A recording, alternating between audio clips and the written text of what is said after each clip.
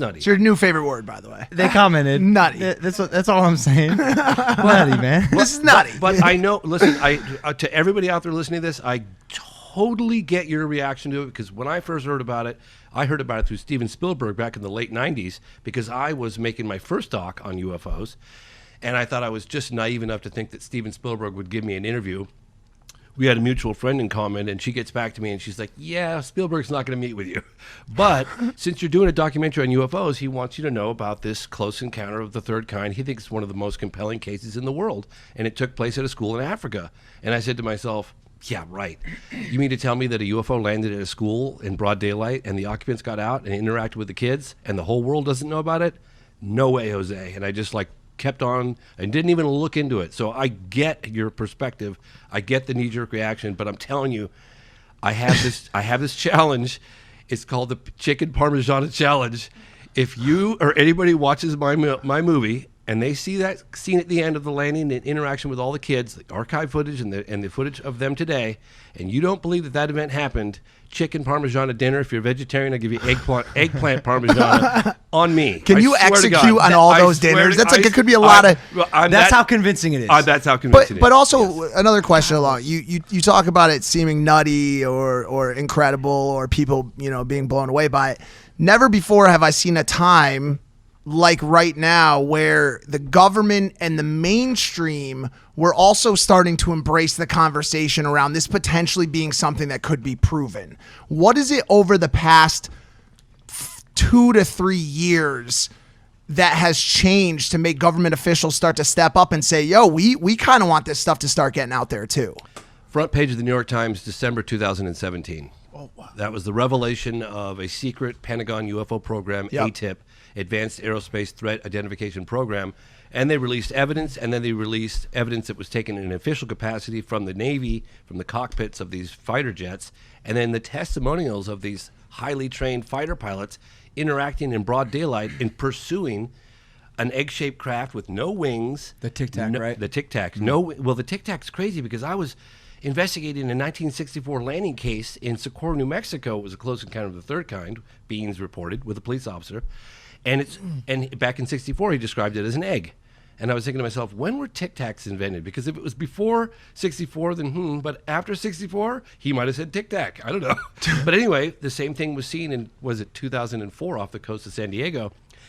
No wings, no tail, no visible means of propulsion, no exhaust ports, no sound to be heard of that could accelerate from a standstill to out of sight in the blink of an eye. Right angle turns at high speeds. It would go from sea level to 80,000 feet in less than a second. Right? Less than a second. Yeah. And then stop above the water.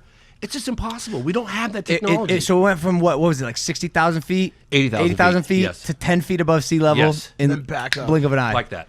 It's Yeah. not. So I want to dive into all these stories like one by one, and we're kind of just going boom, boom, boom. So let's rewind a little bit. Yeah, of course. Sorry, I'm getting a little carried away. No, it's all good. It's exciting. We were at my ranch the past 2 days, and we went out, and when you look at the sky and the stars there are so visible because there's no light pollution, it's so hard to not feel like there could be something else going on in the universe, And one day it's on my bucket list. I'm planning on seeing a UFO, so maybe it'll happen. But I want to dive into this story about the school in Zimbabwe. Yes. Correct me if I'm wrong. This is unreleased. I've never released this particular footage to the general public in any promotional stuff I've done. Great. This is part of the film, but I've never made it public. This is an impulsive exclusive. Here we go. I put it together just for you. Thank you, bro. Dozens of children said that one or more of the disc-shaped objects landed just beyond the far edge of their playground. The next thing they knew, something was standing next to it. We saw him standing by the silver thing, and he had big eyes. He had a big head and big black eyes and was dressed in a black bodysuit. They were trying to communicate, trying to tell us something. It was something to do with the environment. I kept getting these thoughts and ideas in my mind of technology. Technology is not helping, technology is bad. I believe that the children did see something. I believed them. because normally children don't lie. And if you saw him again, what would you do? I'll ask him what is he doing on Earth and what does he want with us. Wow. That's crazy. That's Isn't that eerie. crazy? Eerie because she made the comment. Kids don't lie. Kids understand the concept of fibbing, especially with goosebumps. independently corroborated stories. I get goosebumps still to this day after spending over 6 years investigating this case. It just gives me the goosebumps when I see that because you know those kids aren't lying. Right. Is there a chance it was a YouTube prank? YouTube, I swear to God. When I was growing up, It was 1994. okay. YouTube wasn't. Is anybody Right. concerned at the fact that he was warning us that technology isn't good? Is he trying to warn us that we're going to kill ourselves? I found that claim to be Very scary. I found it to be a little absurd because if a guy coming down in a craft that can like do anything, right? Go fucking 80,000 feet in the air in a second, like disappear, what if- go 90-degree turns, and he's like, no, technology But is what bad, if- but like let me pop in my machine that can do anything at any time and anywhere. But what if on their planet, that was like the start of their technology, and then they saw technology grow until the point the planet was reduced to ashes, and now they fly around on what they have left of technology, and they're giving us a warning. Yo, shut your mouth. watch your technology. Be careful of it. Craziest thing about that to me, the kids and the current push of military. It's not the what that's happening. It's not the crazy crafts. It's not the guy with the eyes, because we've heard those stories.